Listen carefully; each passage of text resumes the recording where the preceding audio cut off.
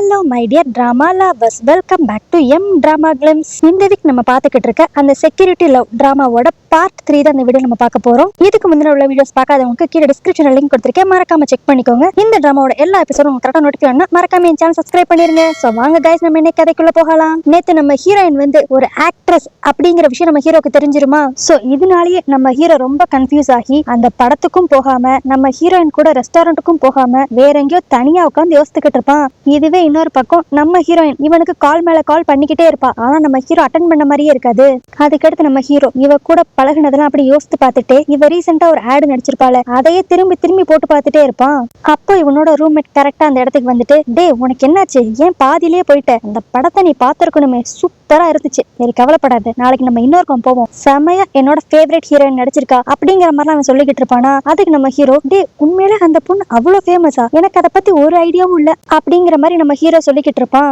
அதுக்கு அந்த ரூம்மேட்டும், டே இப்போ ஒரு வாரத்துக்கு முன்னாடி கூட அவளை பத்தி சோசியல் மீடியால ஃபுல்லா ஒரே பேச்சுதான், நீ பாக்கலையா, என்னைக்கோ எங்கேயோ போய் மலையில நனைஞ்சிருப்பான்னு நினைக்கிறேன், அதை யாரோ வீடியோ எடுத்து தப்பு தப்பா போட்டிருந்தாங்க, அதுல இருந்து அவ செம்ம ஃபேமஸ், இப்ப அந்த படம் வேற ரிலீஸ் ஆயிருச்சா, இனி அவளை கையிலேயே பிடிக்க முடியாது, அவ டாப் ஆக்ட்ரஸ் ஆயிட்டா அப்படிங்கிற மாதிரிலாம் அவன் சொல்லிக்கிட்டு இருப்பான். நம்ம ஹீரோ அப்படியே, இத்தனை நாள் நம்ம கூட இருந்திருக்கோம், இதை பத்தி நம்மளுக்கு ஒரு விஷயம் கூட தெரியலையே அப்படிங்கிற மாதிரி யோசிச்சுக்கிட்டு இருப்பான். அடுத்து அப்படியே இங்க சீன் கட் பண்ணி அடுத்த நாள் தியேட்டர்ல தான் காட்டுவாங்க. நம்ம ஹீரோயினோட படம் ஓடிக்கிட்டு இருக்குமா, அதுல அவ லைட்டா கிளாமரஸா நடிச்சிருப்பா. இப்போ இந்த படத்தை நம்ம ஹீரோ தியேட்டர்ல உட்காந்து பாத்துக்கிட்டு இருப்பான். அடுத்து அப்படியே அன்னைக்கு நைட்டு ஒரு மாதிரி சோகமா நம்ம ஹீரோ உட்காந்துருப்பான். இப்போ கரெக்டா அந்த இடத்துக்கு நம்ம ஹீரோயின் வந்து, நேத்து நான் உனக்கு எத்தனை தடவை கால் பண்ணேன்னு தெரியுமா, நீ ஏன் கால் அட்டன் பண்ணவே இல்லை, ரெஸ்டாரண்ட்டுக்கு போலாம்னா சொன்ன, கடைசியில ஏன் இப்படி பண்ணிட்ட அப்படிங்கிற மாதிரி அவ கேட்டுக்கிட்டு இருப்பா. அதுக்கு நம்ம ஹீரோ சோகமா, அது ஒண்ணும் இல்ல, நேத்து எனக்கு லைட்டா தலைவலி, அதனாலதான் நான் சீக்கிரம் தூங்கிட்டேன் அப்படிங்கிற மாதிரி தரைய பார்த்தே பேசிக்கிட்டு இருப்பானா. இப்ப உடனே நம்ம ஹீரோயின், அதான் உனக்கு பொய் சொல்ல வரல, அப்புறம் ஏன் தேவையில்லாம பொய் சொல்ற, உண்மையை சொல்லு, ஏன் ஒரு மாதிரி இருக்க, எதுக்கு என் கால் அட்டன் பண்ணல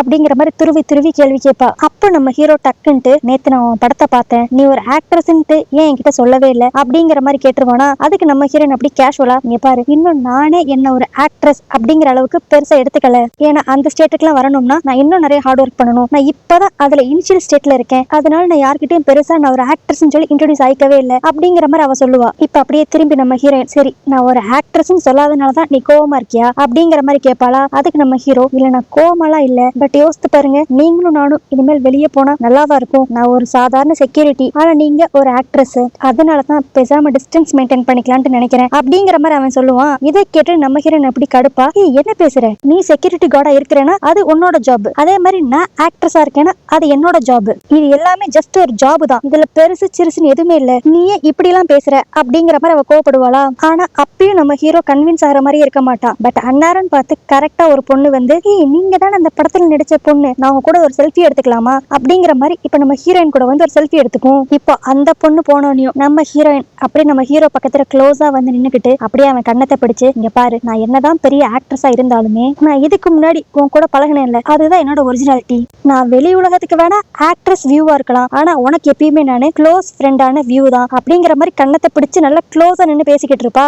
இதெல்லாம் கேட்ட கிட்டத்துதான் நம்ம ஹீரோ இப்ப லைட்டா சமாதானம் ஆவானா. இப்ப அப்படியே உடனே, சரி அதெல்லாம் இருக்கட்டும், அந்த படத்துலயே நீ அவ்வளவு எக்ஸ்போசிங்கா நடிச்சிருக்க அப்படிங்கிற மாதிரி இவட்ட கேட்பானா. அதுக்கு உடனே நம்ம ஹீரோயின் சிரிச்சுக்கிட்டு, என்ன பண்றது, எனக்கு அந்த ரோல் ரொம்ப பிடிச்சிருந்துச்சு, அது மட்டும் இல்லாம இந்த மாதிரி ஆப்பர்ச்சுனிட்டி எல்லாம் நம்ம மிஸ் பண்ண கூடாது, அவ்வளவு பெரிய ஒரு டைரக்டர் படத்துல நடிக்கிறதே ஒரு பெரிய சான்ஸ், அதனாலதான் நான் எதை பத்தி யோசிக்காம அந்த படத்துல கமிட் ஆனேன் அப்படிங்கிற மாதிரி அவ சொல்லிக்கிட்டு இருப்பா. ஆனாலும் நம்ம ஹீரோ இன்னும், அதெல்லாம் சரிதான், பட் இருந்தாலும் அதுல உன்னோட பாடி ரொம்ப எக்ஸ்போசிங்கா இருந்துச்சா, அதான் கொஞ்சம் கஷ்டமா இருக்கு அப்படிங்கிற மாதிரி சொல்லுவான். அதுக்கு உடனே நம்ம ஹீரோயின், நான் உனக்கு ஒரு உண்மையை சொல்லவா, அதுல மேக்ஸிமம் ஆஃப் சீன்ல என்னோட ஸ்ட்ரக்சரே காமிச்சிருக்க மாட்டாங்க, க்ளோஸ் அப் ஷாட்டுக்கு மட்டும் வேற ஒரு டூப்பை தான் யூஸ் பண்ணிருப்பாங்க அப்படிங்கிற மாதிரி சொல்லுவா. இதெல்லாம் கேட்டுக்கிட்டு இருந்த நம்ம ஹீரோ, அப்படியா அப்படிங்கிற மாதிரி தான் சொல்ல வருவான். ஆனா அதுக்குள்ள அந்த வியூ அப்படியே, உனக்கு சந்தேகமா இருந்தா அந்த படத்துல பார்த்ததையும் இப்ப ஒரிஜினலா இங்க இருக்கிற என்னையும் நீ கம்பேர் பண்ணி பார்த்தாவே தெரிஞ்சிடும் அப்படிங்கிற மாதிரி சொல்லிக்கிட்டு அவளோட டாப்பை லைட்டா தூக்குவா. நம்ம ஹீரோக்கு ஒரு செகண்ட்ல அப்படியே விடவெடுத்து போயிடும். அப்பன்னு பார்த்து அந்த ஹாஸ்டல் லேடியோட பையன் இந்த இடத்துக்கு வந்துட்டு, எனக்கு எதுவும் கொரியர் வந்துச்சா அப்படிங்கிற மாதிரி பல கொஸ்டின்ஸ் கேட்டுக்கிட்டு இருப்பான். நம்ம ஹீரோ, இல்லையே அப்படி எதுவும் வரலையே அப்படின்ட்டு சொல்ல வரதுக்குள்ள கீழே இப்ப நம்ம ஹீரோயின் ஒளிஞ்சு உட்காந்துருப்பாளா. அவ சும்மா இல்லாம நம்ம ஹீரோவோட காலை போட்டு அப்படி பிடிக்கிறதும் இப்படி பிடிக்கிறதுமா விளாண்டுகிட்டு இருப்பா. இதனால பாவம் பையனுக்கு ரொம்ப கூச்சமா இருக்கும். இதுல அதை வெளிப்படையா ரியாக்ட் வேற பண்ணிக்க முடியாது. ஆப்போசிட்ல வேற அந்த ஹாஸ்டல் லேடியோட பையன் வேற நின்னுக்கிட்டு இருப்பான். இப்ப நம்ம ஹீரோ அப்படியே மொத்தமா கண்ட்ரோல் இழந்து, தம்பி ஏதான் கொரியர் வந்துச்சுன்னா நானே கொடுத்து விடுறேன்டா, நீ மேல போடா அப்படிங்கிற மாதிரி கத்தி விட்டுருவான். இப்ப அந்த பையன் போனோனையும் நம்ம ஹீரோ இப்பதான் பெருமூச்சு விடுவானா. இப்ப உடனே நம்ம ஹீரோயின் அப்படியே, இனிமேல் நீ என் காலை எடுக்கல இல்லைன்னா நான் அவாய்ட் பண்ணனா இந்த மாதிரி தான் உன்னை போட்டு டார்ச்சர் பண்ணுவேன். சரி அதெல்லாம் இருக்கட்டும், நேத்து நம்ம ஒரு பிளான் போட்டோமே ரெஸ்டாரண்ட்டுக்கு போகணும்ட்டு, அந்த பிளானை நம்ம நாளைக்கு எக்ஸிக்யூட் பண்ணி ஆகணும் அப்படிங்கிற மாதிரி சொல்லி நம்ம ஹீரோ கூட சந்தோஷமா செல்ஃபிலாம் எடுத்துக்குவா. இதெல்லாம் பாக்குறப்ப நம்ம ஹீரோயினுக்கும் ஒரு 90% நம்ம ஹீரோ மேல ஒரு இன்ட்ரெஸ்ட் இருக்கு. இப்ப அப்படியே அடுத்த நாள் காலையில தான் காட்டுவாங்க. நம்ம ஹீரோயினோட ஹாஸ்டலுக்கு முன்னாடி அவ்வளவு கூட்டம் நிக்கும். என்னன்னு பார்த்தா இவங்கெல்லாம் நம்ம ஹீரோயினோட ஃபேன்ஸ் போல. இதை பார்த்து அந்த ஹாஸ்டல் லேடி ரொம்ப டென்ஷன் ஆகி, உங்களெல்லாம் யாரடா உள்ள விட்டா, இப்பவே என் பையனை கூப்பிட்டு இந்த கூட்டத்தை கிளியர் பண்றேன் அப்படிங்கிற மாதிரி அவனோட பையனை கூப்பிட்டுக்கிட்டு இருப்பாளா. பார்த்தா இந்த கூட்டத்தோட தலைவனே அவளோட பையன் தான் போல. ஏன்னா அவனுமே நம்ம ஹீரோயினோட ஃபேன் தானே. சோ அடுத்து இப்ப நம்ம ஹீரோ அந்த இடத்துக்கு வந்து இந்த கூட்டத்தெல்லாம் கொஞ்சம் காம் பண்ணி ஓரமா போக சொல்லுவானா. ஆனா அவங்க யாருமே அதை கேட்கவே மாட்டாங்க. அப்படியே அதே இடத்துல நின்னுக்கிட்டு நம்ம ஹீரோயினோட பேரை சொல்லி கத்திக்கிட்டே இருப்பாங்க. இதுவே இன்னொரு பக்கம் நம்ம ஹீரோயின் ஷூட்டிங் எல்லாம் முடிச்சுட்டு திரும்பி அவளோட ஹாஸ்டலுக்கு வரலான்னு பாப்பாளா. பார்த்தா அங்க இவ்வளவு கூட்டம் இருக்கிறத அவன் நோட் பண்ணிடுவா. உடனே என்ன பண்றதுன்னு தெரியாம காருக்குள்ளே உட்காந்துருப்பாங்களா. சரி இப்ப எப்படி வெளியே போறது, வெளியே போகலனாலும் தப்பாயிரும் அப்படின்ட்டு இப்ப காரை விட்டு இறங்குவாளா. இவ இறங்குனனையும் அவங்க ஃபேன்ஸ் எல்லாம் அவ்வளவு சந்தோஷமா, நீங்க அந்த படத்துல ஒரு லவ் சிம்பிள் ஒண்ணு பண்ணுவீங்கல்ல அதை திரும்பி பண்ணுங்களேன் அப்படிங்கிற மாதிரி ரொம்ப ஃபோர்ஸ் பண்ணுவாங்க. சரின்ட்டு நம்ம ஹீரோயினும் ஒரு மாதிரி வித்தியாசமா ஹார்ட் ஷேப்லாம் வச்சு அவ ஃபேன்ஸ்க்காக பண்ணிக்கிட்டு இருப்பா. அடுத்து அப்படி எல்லாருமே அவளை சுத்து போட ஆரம்பிச்சிருவாங்க. இதெல்லாம் பாத்துக்கிட்டு இருந்த நம்ம ஹீரோ இப்ப வேற வழியே இல்லாதனால அவனே களத்துல இறங்கி நம்ம ஹீரோயினை சேஃபா போய் அவளோட ரூம்ல விட்டுருவான். இவன் இவ்வளவு ஹெல்ப் பண்ணது வந்து நம்ம ஹீரோயினோட மேனேஜருக்கு பிடிச்சிடும். உடனே இப்ப அவன் அப்படியே நம்ம ஹீரோ கிட்ட வந்து, ரொம்ப தேங்க்ஸ் பா தம்பி, உன்னோட ஹெல்ப் இன்னைக்கு சூப்பர். அது மட்டும் இல்லாம நீ சூப்பரா தான் வேலை பாக்குற. சோ நான் உன் நம்பரை வாங்கி வச்சுக்கிறேன். எனக்கு இதே மாதிரி ஏதாட்டு ஒரு பாடி கார்டு வேலை வேணும்னா நான் உனக்கு கான்டாக்ட் பண்றேன் அப்படிங்கிற மாதிரி சொல்லி நம்ம ஹீரோட நம்பரை வாங்கி வச்சுக்குவான். அடுத்து அப்படியே அடுத்த நாள் காலையில தான் காட்டுவாங்க. நம்ம ஹீரோயின் வழக்கம் போல ஜாகிங் போறதுக்கு ரெடியா இருப்பாளா. இப்ப அந்த இடத்துல நம்ம ஹீரோ இவளை பார்த்துட்டு குட் மார்னிங் சொல்லிட்டு, நேத்து இவ ஒரு லவ் சிம்பிள் பண்ணிருப்பாள அதே மாதிரி பண்ணி இவளை டீஸ் பண்ணிக்கிட்டு இருப்பானா. இதனால நம்ம ஹீரோயின் லைட்டா கடுப்பாகி, நீ என்ன ஓட்டுறல அப்படிங்கிற மாதிரி கோச்சிக்கிட்டு முன்னாடி போக ஆரம்பிச்சிருவா. அதுக்கடுத்து நம்ம ஹீரோ வழக்கம் போலதான் அவன் சைக்கிள் எடுத்துட்டு இவ பின்னாடியே போய்கிட்டே இருப்பான். இதனாலேயே நம்ம ஹீரோயின் இவனை பழி வாங்கணுங்கிறக்காக வீம்புக்குனே படிக்கட்டு இருக்கிற இடமா பார்த்து ஏறி ஏறி இறங்கிக்கிட்டு இருப்பாளா. இதனாலேயே நம்ம ஹீரோவும் அந்த சைக்கிளை தூக்கிக்கிட்டே படிக்கட்டுல ஏறுறதும் இறங்குறதும் இப்படியே பண்ணி செமையா டயர்ட் ஆயிடுவான். இப்ப உடனே நம்ம ஹீரோயின் அப்படியே அக்கறை இருக்கிற மாதிரி, நீ ரொம்ப டயர்டா இருக்க, இந்த அந்த தண்ணியை குடி அப்படின்ட்டு அவளோட வாட்டர் பாட்டில கொடுப்பா. நம்ம ஹீரோவும் இது தண்ணி தான் நினைச்சிட்டு நம்பி குடிச்சிருவான். ஆனா குடிச்சுக்கடுத்து நம்ம ஹீரோவோட மூஞ்சே மாறிடும். என்னன்னு பார்த்தா அதுக்குள்ள இருக்கிறது அருகம்புல் ஜூஸ் போல. பாவம் இப்ப நம்ம பையனால முழுங்கவும் முடியாது துப்பவும் முடியாது, ஒரு மாதிரி கஷ்டப்படுவோம். இதை பார்த்து நம்ம ஹீரோயின் அப்படி சிரிச்சுக்கிட்டே, என்ன கலாய்ச்சல, உனக்கு நல்லா வேணும் அப்படிங்கிற மாதிரி இப்பதான் கொஞ்சம் மட்டும் காம் டவுன் ஆவா. இப்ப அப்படியே நம்ம ஹீரோ, அப்பாடா எப்படியோ சமாதானம் ஆயிட்டியா, எனக்கு அது போதும். சரி இன்னைக்கு நைட்டு நீ சொன்ன மாதிரியே நம்ம ரெஸ்டாரண்ட்டுக்கு போய் சாப்பிடலாமா அப்படிங்கிற மாதிரிலாம் அவன் கேட்டுக்கிட்டு இருப்பான். இதை கேட்டோன்னு நம்ம ஹீரோயின் அப்படியே, ஐயோ சாரி ஃபாய், நான் உன்கிட்ட சொல்லவே மறந்துட்டேன், இன்னைக்கு என்னால வெளியே எங்கேயுமே வர முடியாது, ஏன்னா கொஞ்சம் பிஸி ஷெட்யூல், நிறைய வேலை இருக்கு அப்படிங்கிற மாதிரி சொல்லிக்கிட்டு இருப்பா. இதை கேட்டோன்னே நம்ம ஹீரோட மூஞ்சி லைட்டா மாறிடும். பட் இருந்தாலும் அதை வெளியே எக்ஸ்பிரஸ் பண்ணிக்காம, அதனாலலாம் என்ன, இன்னொரு நாள் பாத்துக்கலாம் அப்படிங்கிற மாதிரி சொல்லி முடிச்சிருவான். அதுக்கடுத்து அப்படியே இங்க சீன் கட் பண்ணி அன்னைக்கு ஈவினிங் ஷூட்டிங் எடுக்கிற இடத்துல தான் காட்டுவாங்க. அந்த இடத்துல பார்த்தா அந்த பணக்காரன் கால் உட்காந்துருப்பான். போன எபிசோட்ல கூட நம்ம ஹீரோயினை ஒரு ஆட்ல நடிக்கிறதுக்காக சூஸ் பண்ணிருப்பான்ல, அந்த பணக்காரன் தான் இவன். இப்போ கரெக்டா அந்த இடத்துக்கு நம்ம ஹீரோயினும் அவளோட மேனேஜரும் வந்துருவாங்களா. அந்த மேனேஜர் அப்படியே அட்வைஸ் பண்ணிக்கிட்டு இருப்பான், இங்க பாரு அந்த கான் இருக்கிறார்ல, அவர் பெரிய பணக்காரரு, அவர் நிறைய ப்ராடக்ட் புதுசா இன்ட்ரோடியூஸ் பண்ண போறாரு. சோ நீ இந்த ஆடை மட்டும் நல்லபடியா நடிச்சு கொடுத்துட்டேன்னா அவர் அடுத்து வர எல்லாத்துக்குமே ஒன்னதான் கண்டிப்பா மாடலா சூஸ் பண்ணுவாரு. சோ அவர்கிட்ட கொஞ்சம் ஒழுங்கா நடந்துக்கோ அப்படிங்கிற மாதிரிலாம் அட்வைஸ் கொடுத்துக்கிட்டு இருப்பான். அடுத்து இப்ப இவங்க கிட்ட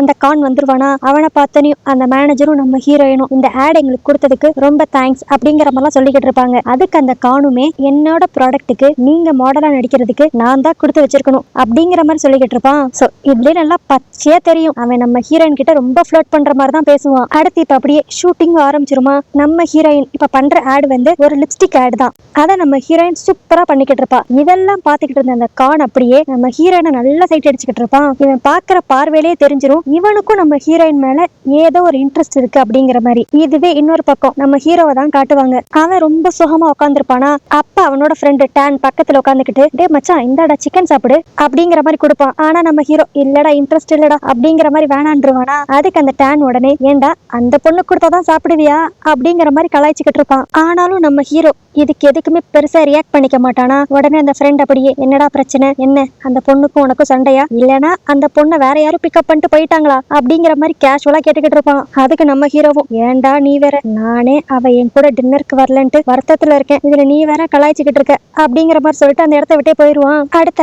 அடுத்த நாள் நம்ம ஹீரோ வேலைக்கு வரப்பதான் காட்டுவாங்க. நம்ம ஹீரோ வரப்பே ஒரு மாதிரி டயர்டா தான் வருவான். பட் வந்தக்கடுத்து தான் உன்னை நோட் பண்ணுவான். அவனோட கேப்பை அவன் மறந்து வீட்லயே வச்சுட்டு வந்திருப்பானா. சோ உடனே அவனோட ரூம்மேட்டுக்கு கால் பண்ணி என்னோட கேப்பை மட்டும் எடுத்து வந்து கொடுத்துடுடா அப்படிங்கிற மாதிரி சொல்லிடுவான். இப்போ கொஞ்ச நேரம் கழிச்சு பார்த்தா அந்த ப்ளாய் பொண்ணு இந்த கேப்பை கொடுக்கறக்காக வருவா. என்னன்னா அவனோட ரூம்மேட் ரொம்ப பிஸியா கேம்ஸ் விளையாண்டுகிட்டு இருந்தனால இந்த பொண்ணுகிட்ட கொடுத்து விட்டுருப்பான் போல. இப்போ நம்ம ஹீரோ கேப்பை வாங்கினக்கு அடுத்து இவங்க 2 பேரும் ரொம்ப ஜாலியா நின்று பேசிக்கிட்டு இருப்பாங்களா. இதை நம்ம ஹீரோயின் ஸ்டெப்ஸ்ல நின்று பாத்துருவா.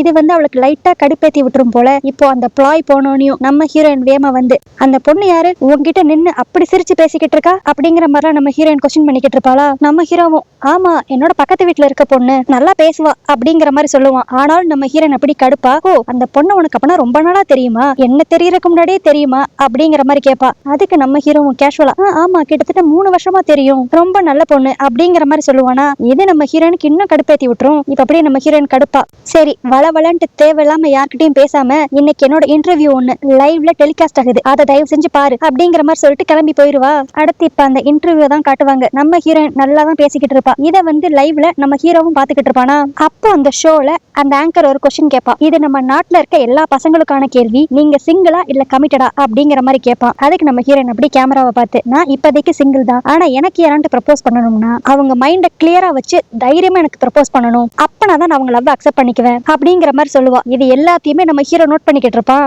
அப்போன்னு பார்த்து கரெக்டா அந்த ஷோவுக்கு அந்த பணக்காரன் காணியும் கூப்பிட்டுருப்பாங்க. என்னன்னா நம்ம ஹீரோயின் இந்த ஷோக்கு வரப்போறான்னு தெரிஞ்சனையும் என்னோட ஆட்ல தானே இவங்க ரீசெண்டா நடிச்சாங்க, சோ நானும் வருவேன் அப்படின்ட்டு அவனோட இன்ஃபுளுன்ஸ் யூஸ் பண்ணி வந்திருப்பான் போல. இதை அந்த ஷோலையுமே சொல்லிக்கிட்டு தான் இருப்பாங்க. இதெல்லாம் கேட்கறப்ப அந்த கானுக்கு அப்படி லைட்டா வெக்கமா வருமா. இதை பார்த்து அந்த ஆங்கர் அப்படியே, சரி அதெல்லாம் இருக்கட்டும், நீங்க இந்த ஷோக்கு கண்டிப்பா வந்தே ஆவேன்னு சொல்லி அடம் பிடிச்சதுக்கு காரணம் இவங்க உங்க ப்ராடக்டோட மாடல்ங்கிறனாலயா, இல்லனா இந்த வியூ மேல உங்களுக்கு ஏதாண்டு ஒரு இன்ட்ரெஸ்ட் இருக்கா அப்படிங்கிற மாதிரி ஸ்ட்ரைட்டா கேட்டுருவாங்க.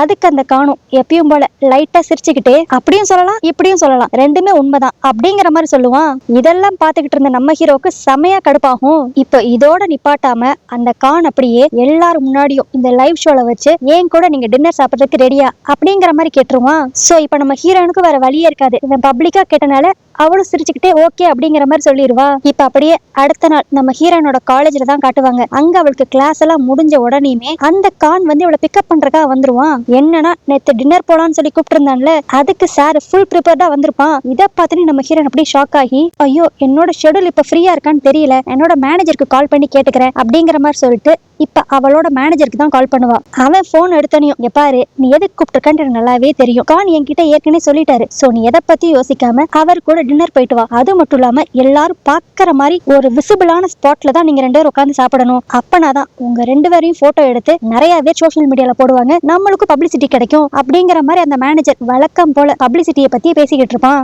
அதனால நம்ம ஹீரோனுக்கும் வேற சாய்ஸே இல்ல, அந்த டின்னருக்கு ஓகேன்னு ஒத்துக்குவா. இப்ப அப்படியே நைட் ஆயிருமா. ஒரு பக்கம் நம்ம ஹீரோயின் அந்த கானோட உட்காந்து டின்னர் சாப்பிட்டுக்கிட்டு இருப்பா. இன்னொரு பக்கம் நம்ம ஹீரோ அந்த இன்டர்வியூ பார்த்து ரொம்ப மனசு கஷ்டமா இப்ப உட்காந்துருப்பானா. கரெக்டா இப்ப அந்த இடத்துக்கு அவனோட ஃப்ரெண்ட் டான் வந்துட்டு, டே மச்சான் ஏன்டா சோகமா இருக்கு அப்படிங்கிற மாதிரி கேட்டுக்கிட்டு இருப்பான். அதுக்கு நம்ம ஹீரோவும், டே உனக்கு தான் தெரியும்ல அந்த பொண்ணுக்கு என்ன பிடிச்சிருக்கா இல்லையான்ட்டு எனக்கு கிளியரா ஒரு ஐடியாவே தெரியலடா அப்படிங்கிற மாதிரி வழக்கம் போல புலம்ப ஆரம்பிச்சிருவானா. அதுக்கு அவனோட ஃப்ரெண்டோ, டே அன்னைக்கே சொன்னேன்ல, நீ உன்னோட ஃபீலிங்ஸை கன்ஃபஸ் பண்ணு, அப்பதான் அந்த பொண்ணு என்ன நினைக்கிறாங்கிறது உனக்கு தெரிய வரும். சப்போஸ் உனக்கு எந்த டைம் அவகிட்ட ப்ரப்போஸ் பண்ணணும்னு தெரியலனா ஏதாண்டு ஒரு ஸ்பெஷல் அக்கேஷன் வரும்ல, ஃபார் எக்ஸாம்பிள் அவ பர்த்டே அப்படி இப்படின்ட்டு ஏதாண்டு அந்நேரம் ஒரு கிஃப்ட் கொடுத்து ப்ரப்போஸ் பண்ணிரு, அவ மனசுல என்ன இருக்குன்ட்டு ஈஸியா தெரிஞ்சுக்கலாம் அப்படிங்கிற மாதிரி சொல்லுவான். அடுத்து இப்போ கொஞ்ச நேரம் கழிச்சு நம்ம ஹீரோயினை டிராப் பண்றதுக்காக அந்த கான் அவன் கார்லயே நம்ம ஹீரோயினை கூப்பிட்டு வருவானா. இப்ப அப்படியே நம்ம ஹீரோ அந்த காரை ஸ்டாப் பண்ணி, யாரு நீங்க, இங்க எதுக்கு வந்திருக்கீங்க அப்படிங்கிற மாதிரி வீம்புக்குன்னே ரொம்ப டீடைல்ஸ் கேட்டுக்கிட்டு இருப்பான். அதுக்கடுத்து அந்த கானும், இவங்க 108 ரூம் நம்பர்ல இருக்கிறாங்க, இவங்களை நான் டிராப் பண்றதுக்காக வந்திருக்கேன், இதுதான் என்னோட ஐடி அப்படிங்கிற மாதிரி எல்லா டீடைல்ஸும் காமிச்சக்கு அடுத்து தான் நம்ம ஹீரோ அவனோட காரையே உள்ள விடுவான்.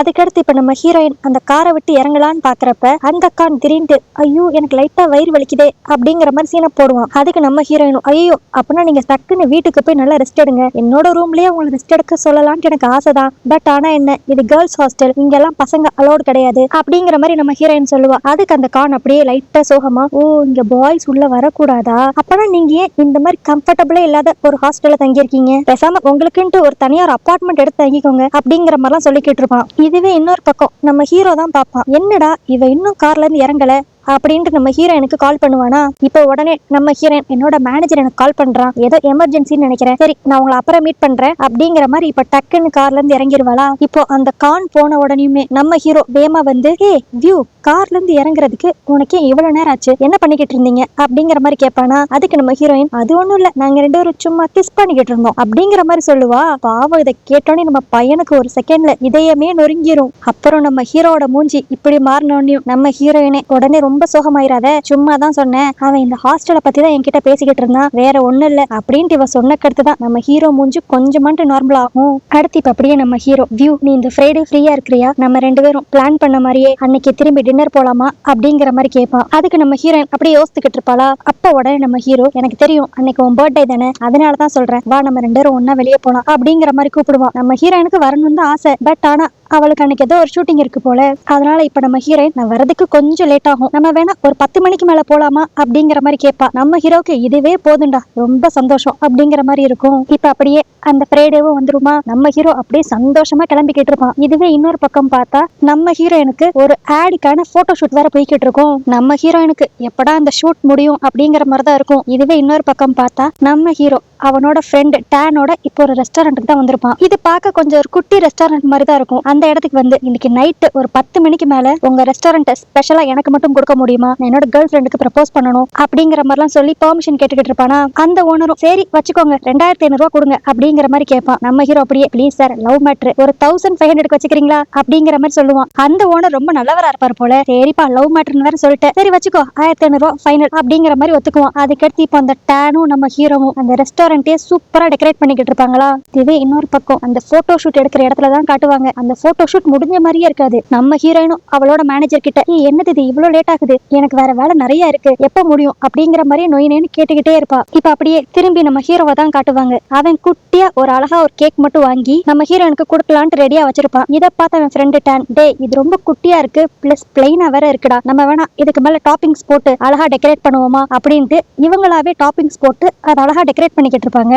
சோ இதுலயே நம்ம ஒண்ணு தெரிஞ்சுக்கலாம், நம்ம ஹீரோ கிட்ட காசு இல்லைனாலுமே அவன் நம்ம ஹீரோயினுக்காக நிறைய பண்ணணும்னு நினைக்கிறான். இப்ப அப்படியே திரும்பி நம்ம ஹீரோயின் சைடு பார்த்தா அந்த ஷூட்டிங் முடிஞ்சிருமா அப்பாடா அப்படின்ட்டு அவ கிளம்புறதுக்குள்ள அந்த கான் அந்த இடத்துக்கு ஒரு பெரிய கேக்க தூக்கிட்டு வந்துருவான். நம்ம ஹீரோயினுக்கு இதெல்லாம் பார்த்தனையும் அப்படியே ஃபேஸே மாறிடும். சரி டக்குன்ட்டு இந்த கேண்டில் எல்லாம் ப்ளோ பண்ணிட்டு இங்க இருந்து கிளம்பிடலான்ட்டு பாப்பா. ஆனா அந்த கான் இப்ப அப்படியே அங்க இருக்கிற எல்லார்கிட்டயுமே இன்னைக்கு நம்ம வியூவோட பர்த்டே, அதை எப்படி நம்ம சிம்பிளா விடுறது, அதனால இங்க பக்கத்துல இருக்கிற என்னோட பார்ல எல்லாருக்கும் இன்னைக்கு ட்ரீட், அங்க வந்துருங்க அப்படிங்கிற மாதிரி எல்லாரும் இன்வைட் பண்ணிடுவான். நம்ம ஹீரோயினுக்கு இந்த சுத்தமா உடன்பாடே இருக்காது. அதெல்லாம் வேண்டாம் எனக்கு வேலை இருக்கு அப்படின்னு சொல்லணும் போல தோணும். ஆனா அவனும் ஒரு பெரிய பணக்காரன், அவன் தான் இந்த ஆட் எல்லாத்துக்குமே இன்வெஸ்ட் பண்றான். அதனால நம்ம ஹீரோயினால எதுவுமே பேச முடியாது. இன்னொரு பக்கம் நம்ம ஹீரோயின் இப்ப வந்துருவா அப்ப வந்துருவான்னு நினைச்சுக்கிட்டு அப்படியே அதே ரெஸ்டாரண்ட்ல வெயிட் பண்ணிக்கிட்டு இருப்பான். அப்படியே இந்த இடத்துல இந்த எபிசோட் முடியுது.